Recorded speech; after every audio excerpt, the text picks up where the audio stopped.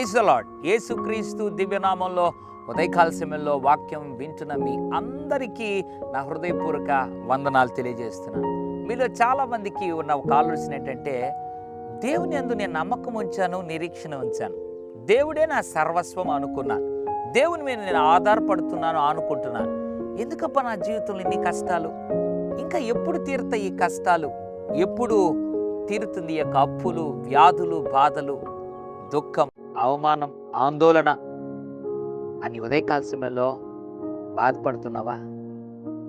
సాతానుడు ఈ సమయాన్ని గుర్తించి నీళ్ళకి వచ్చి, అప్పుడే చెప్పాను దేవుని నమ్మద్దని, అప్పుడే చెప్పాను నీ నిరీక్షణ వ్యర్థమైపోతుందని, నా మాట నమ్మావా అని వాడిదైన విధానంలో అబద్ధపు ఆలోచనలు నీలో పుట్టిస్తున్నాడా?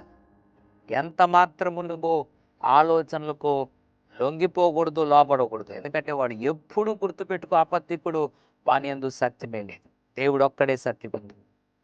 ఉదయకాల సమయంలో అలాంటి ఒక గొప్ప నిరీక్షణ నుంచి ఇంకా సమస్యలు తీరకుండా ఉన్నావా?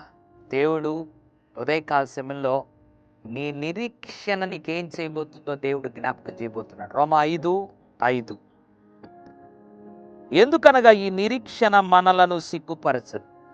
Praise the lord. దేవుడు అంటున్నాడు, ఉంచావు కదా నిరీక్షణ, అది ఎప్పుడు అంట మనల్ని సిగ్గుపరచదంట. నమ్ము, దేవా నా నిరీక్షణ ఏమైపోతుందో ఏమో అని చాలాసార్లు నేను అనుకున్నాను. ఈరోజు నాతో మాట్లాడుతున్నావు. నా నిరీక్షణ, నేను నీ యందు ఉంచిన విశ్వాసం, నమ్మకము, నిరీక్షణ ఎప్పుడు నన్ను సిగ్గుపరచదు ప్రభువా. నేను నమ్ముతున్నానని మోకరించి ఇప్పుడే ఒక మాట చెప్పు.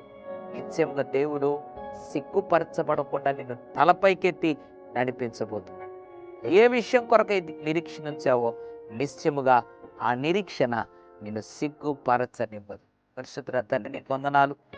ఈ నిరీక్షణ మనలను సిగ్గుపరచదన్న వాగ్దానం బట్టి అందరితో మాట్లాడి, ఎంతమంది అయితే ఇంకా నిరీక్షణ ఉంచారో, ఇంకా విశ్వాసం ఉంచారో, వారిని జ్ఞాపకం చేసుకొని సిగ్గుపడకుండా ప్రభువా వారి తలపైకి నువ్వు నడిపించి వారి ద్వారా నువ్వు మహిమ పొందమని యేసు నామములో ప్రార్థిస్తున్నాము తండ్రి.